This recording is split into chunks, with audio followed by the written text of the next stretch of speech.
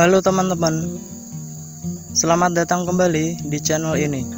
Kali ini gue akan melanjutkan pembahasan tentang light novel Mondai Jitachi ga Isekai Kara Desuyo.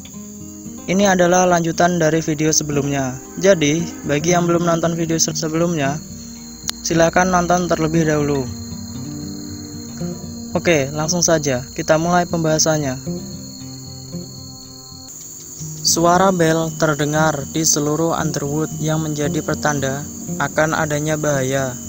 Seorang peri kecil keluar dari pohon dan memberitahu kepada semua orang bahwa suku Titan memimpin pasukan yang sangat besar dan mulai menyerang Underwood.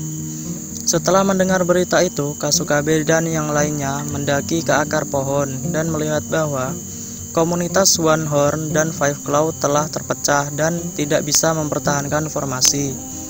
Meskipun bel baru berbunyi, namun para Titan sudah mampu menerobos para petarung garis depan. Gri muncul dari langit dan mendarat di sebelah Kasukabe dengan luka di sayap dan kakinya. Gri mengatakan bahwa para Titan kali ini jauh berbeda dari tingkat mereka dan meminta Kasukabe untuk pergi kepada Shiroyasa untuk meminta bantuan. Tiba-tiba terdengar suara alat musik harpa yang dimainkan, dan itu membuat orang yang mendengarnya menjadi hilang kesadaran. Gri mengatakan jika Sala dan kesatria bertopeng ada di garis depan, namun ia ragu sampai kapan mereka mampu bertahan. Jack yang mendengar tentang kesatria bertopeng, dia berpikir jika dia adalah Ratu Halloween, Faceless, dan mengajak Ayesa untuk pergi menyusulnya. Gri mengatakan jika pada awalnya orang yang memainkan harpa bersama rombongan para Titan, namun sekarang dia tidak terlihat lagi dan dilihat dari para Titan yang mengikuti perintah dari orang itu, bisa dipastikan jika orang itu adalah komandannya. Dan Gri menjelaskan bahwa orang itu bukanlah dari ras Titan karena dia memiliki tinggi badan seperti manusia biasa, dan dia juga mengenakan pakaian panjang yang sampai menutupi wajahnya.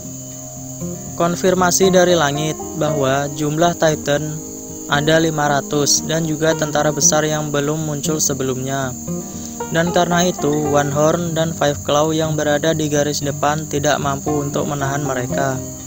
Setelah mengetahui jika situasi lebih buruk dari yang bisa dibayangkan oleh mereka, Kasukabe terdiam karena dia sebelumnya bahkan tidak mampu untuk menghadapi satu Titan saja, dan bahkan kini mereka dihadapkan oleh pasukan yang lebih besar lagi.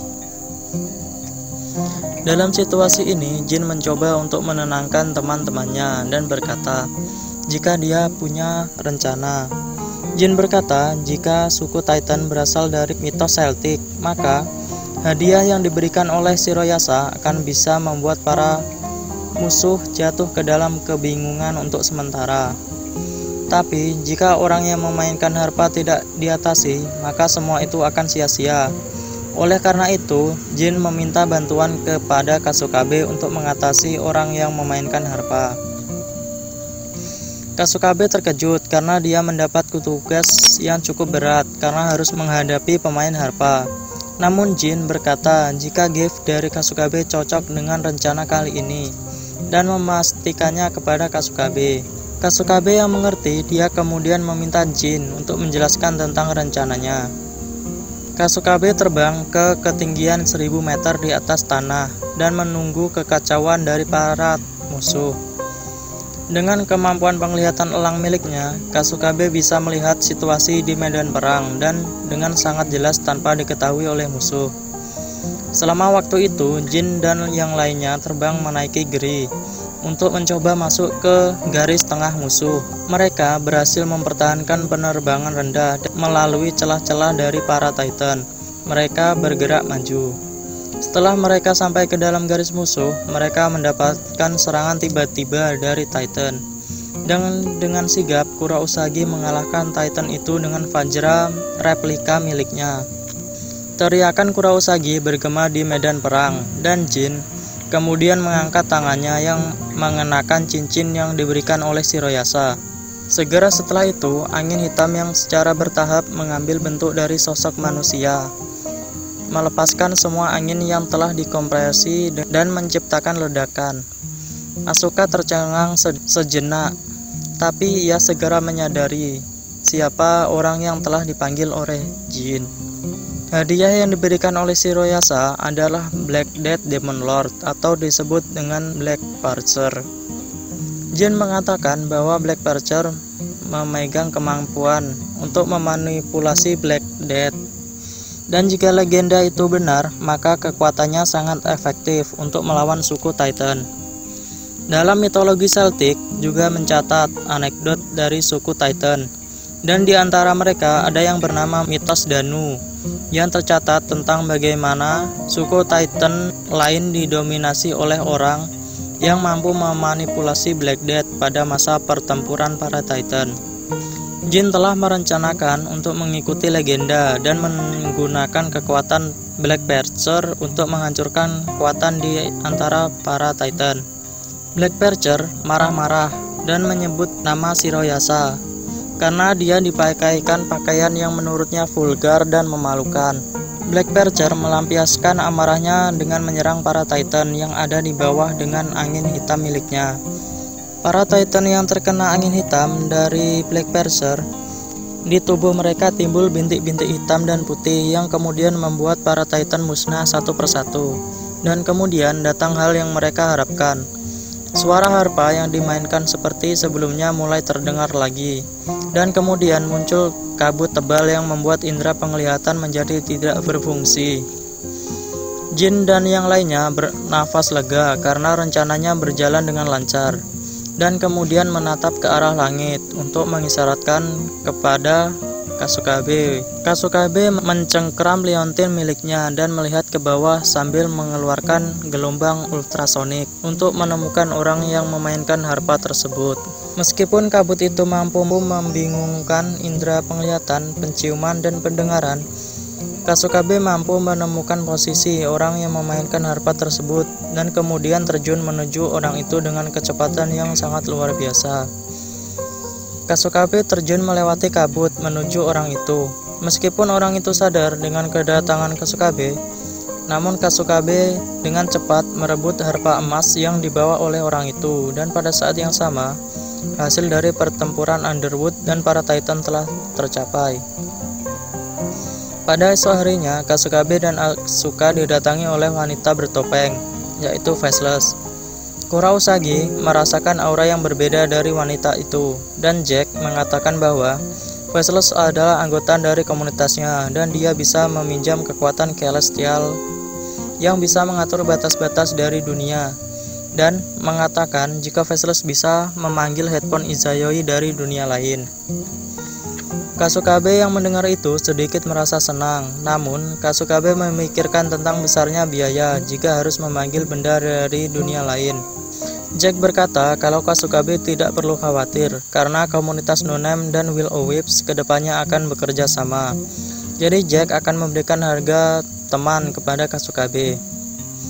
Ritual ini disebut resummoning, jadi mereka akan memanggil kembali headphone yang dimiliki oleh Izayoi di dunia lain. Namun jika Izayoi tidak memiliki cadangan atau headphone yang sama di tempatnya, maka metode ini tidak akan berhasil. Kemudian Kasukabe berkata jika ayahnya memiliki headphone dengan merek serupa dengan yang sering dipakai Izayoi. Jadi Kasukabe berpikir jika itu bisa menggantikan headphone Izayoi yang sudah rusak. Jack menanyakan apakah tidak apa-apa untuk mengambil barang milik ayah Kasukabe. Dan Kasukabe berkata jika itu tidak masalah karena ayahnya telah pergi untuk waktu yang lama dan hanya liontin itu yang dia tinggalkan. Kasukabe bercerita tentang keluarganya dan berpikir jika dia bisa bertemu kembali dengan ayahnya, maka topik tentang headphone miliknya yang telah dia berikan kepada Izayoi akan menjadi topik pembuka yang tidak buruk. Dan juga Kasukabe berpikir bahwa dia telah datang ke dunia Little Garden dan mendapatkan teman baru. Jadi dia ingin mempertahankan ikatan yang telah dimilikinya saat ini. Kembali ke Izayoi yang telah keluar dari dunia yang dibuat oleh Baron. Kini Izayoi terbangun dari tidurnya di meja tempat dia membaca surat wasiat dari Kanaria. Izayoi melanjutkan membaca, dan tulisan dalam surat wasiat tersebut benar-benar bisa memahami apa yang dilakukan oleh Izayoi. Di sana tertulis lengkap tentang berhasilan Izayoi dalam game yang dilakukan dengan Baron Kroik, Izayoi yang tertidur, dan wajah Izayoi yang terkejut saat membaca surat itu. Kemudian di sana tertulis surat undangan untuk Izayoi, dan seketika surat undangan jatuh dari surat wasiat yang ditinggalkan oleh Kanaria tersebut. Singkatnya, dalam surat wasiat milik Kanaria tersebut, Kanaria ingin Izayoi untuk memikirkan tentang keinginannya, apakah dia ingin tinggal bersama dengan Homura dan Shizuku, atau memilih untuk meninggalkan mereka berdua, masa depan dan dunianya. Jadi, Kanaria ingin Izayoi untuk memutuskan dengan hati-hati sebelum membuka surat undangan tersebut. Karena jika Izayoi membuka surat undangan tersebut, maka tidak ada lagi jalan kembali. Izayoi dengan semangat membuka segel lilin dari surat undangan tersebut dan mengucapkan selamat tinggal kepada Shizuku dan Homura. Kemudian Izayoi membaca isi dari surat tersebut. Dalam surat tersebut bertuliskan, anak laki-laki dan perempuan yang memiliki bakat menakjubkan dan banyak kesusahan, saya kirimkan kepada Anda. Jika Anda berusaha untuk menguji gift Anda bisa mengabaikan keluarga, teman, harta, dan segala sesuatu di dunia Anda, dan menuju ke dunia Little Garden. Dan begitulah proses Izayoi yang tertransfer ke dunia Little Garden. Di Underwood City, rombongan dari No Name dan Faceless naik ke permukaan dan menuju ke sebuah segel melingkar yang menggambarkan ke-12 zodiak yang telah disiapkan oleh Faceless untuk memulai ritual pemanggilan. Kasukabe terus memikirkan tentang headphone milik ayahnya di kepalanya, dan sisanya akan diserahkan kepada Faceless. Kasukabe bertekad untuk membuat ritual ini harus berhasil, karena Izayoi akan datang ke Underwood setelah mendengar tentang kerusuhan yang dibuat oleh Titan. Kasukabe terus bergumam tentang headphone sambil menunggu ritual berakhir. Setelah beberapa saat, segel dari ke-12 gambar zodiak mulai bersinar saat energinya sudah terisi penuh, dan kesadaran Kasukabe dibawa ke 2 bulan yang lalu, saat Kasukabe baru mendapat surat undangan yang jatuh dari langit. Setelah ritual berakhir, Kasukabe duduk sambil memakai headphone di kepalanya. Asuka yang melihatnya, dia berlari dan berkata jika headphone itu sangat imut. Kasukabe yang heran, dia bergumam. Kasukabe dengan ragu-ragu mengambil headphone yang ada di kepalanya dan terkejut, karena dia pikir itu adalah headphone yang normal, tapi setelah dilihat, headphone itu memiliki Neko Mimi di atasnya. Faceless mendekati Kasukabe dan menanyakan tentang liontin yang dipakai oleh Kasukabe, karena dia berpikir jika ritual ini gagal karena mereka mendapatkan barang yang berbeda, dan Faceless berpikir jika itu ada hubungannya dengan liontin itu.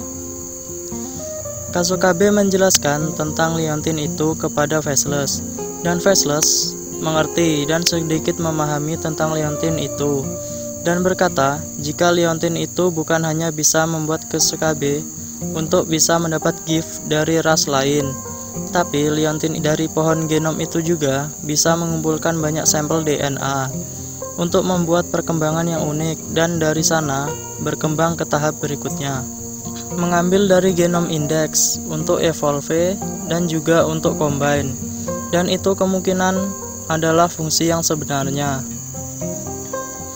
Faceless juga mengatakan dengan pelan bahwa Kasukabe harus berhati-hati, karena dalam kasus normal, gift cenderung di luar kendali alam manusia, dan segera meninggalkan mereka menuju ke Underground City.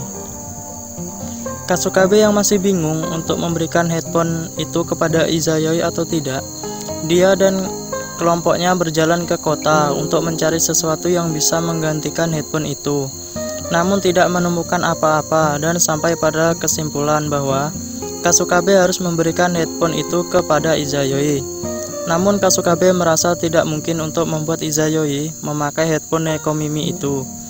Dan Kasukabe meringkuk di sudut ruangan sambil mendesah lelah. Izayoi dan Leticia telah sampai di Underwood pada saat matahari sudah tenggelam. Dan Izayoi terpesona dengan pemandangan yang saat ini dilihat olehnya. Izayoi meninggalkan Leticia untuk pergi ke pohon besar yang ada di depannya. Izayoi memanjat pohon itu dan naik ke atasnya. Izayoi membuat tempat tidur di atas pohon besar itu dengan menggunakan daun yang dia kumpulkan. Dan dia berencana untuk tidur di atas sana untuk malam ini. Izayoi berbaring sambil melihat bintang. Izayoi merasa bersyukur telah pergi ke dunia Little Garden yang bisa membuatnya selalu bersenang-senang. Izayoi juga mengingat Homura dan Shizuka, namun Izayoi beranggapan bahwa mereka berdua akan baik-baik saja tanpa Izayoi. Kurousagi menghampiri Izayoi yang ada di atas pohon. Kurousagi menanyakan apa yang dilakukan oleh Izayoi di sini. Izayoi menjawab bahwa dia hanya ingin bersantai. Izayoi memandangi pemandangan yang ada di bawahnya dan Izayoi mengajukan jika komunitas mereka perlu mengembangkan wilayah mereka.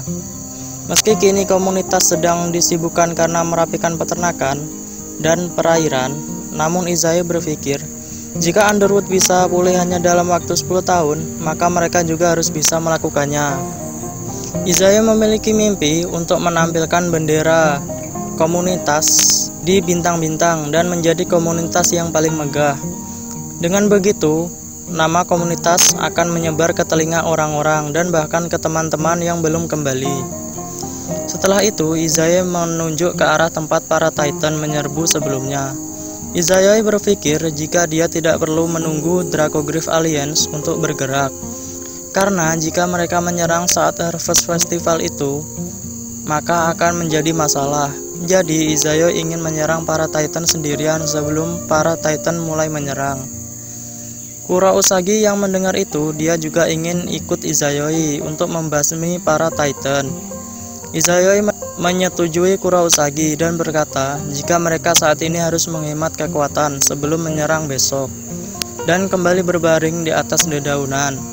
Kurousagi duduk di samping Izayoi dan dengan canggung dia ingin memberitahu Izayoi tentang headphone milik Izayoi. Izayoi bertanya, apakah kucing milik Kasukabe telah mengaku? Kurousagi terkejut karena Izayoi sudah mengetahuinya. Izayoi mendapati bulu kucing yang tertinggal di pakaiannya. Dan dengan itu Izayoi berkesimpulan bahwa kucing milik Kasukabe lah yang mengambil headphone miliknya. Kurousagi bertanya apakah Izayoi marah atau tidak. Tapi Izayoi dengan santainya berkata jika dia tidak marah, karena itu hanya barang buatan dari orang awam dan memakainya karena hanya ingin membantu untuk mengiklankannya. Izayoi mengalihkan pembicaraan ke orang yang menggunakan topeng dan bertanya apakah orang itu kuat. Tanpa ragu-ragu, Kurousagi mengatakan bahwa orang itu sangat kuat dan beranggapan jika ada orang yang bisa mengalahkan Izayoi, maka dia adalah orangnya. Izayoi ingin berhadapan dengan orang yang mengenakan topeng itu untuk membuat jantungnya bergejolak karena semangat. Di dunia ini, jika manusia tidak memiliki gejolak dalam hati mereka, maka mereka hanya akan jatuh ke dalam kemalasan. Kurousagi memandangi Izayoi dan berkata, jika dia juga pernah mendengar kata-kata seperti itu dahulu oleh orang yang menjadi ahli strategi komunitas. Orang itu berkata, jika menjadi host harus membuat para peserta untuk merasakan gejolak. Karena jika hadiah uang saja, itu hanya akan langsung terlupakan. Namun jika mereka membuat orang merasakan gejolak yang besar, maka game itu akan selalu diingat. Izayoi terkejut dan menanyakan apakah orang itu wanita. Kurousagi menjawab iya, dan dia memiliki warna rambut emas. Namun gaya rambutnya berbeda dengan Leticia.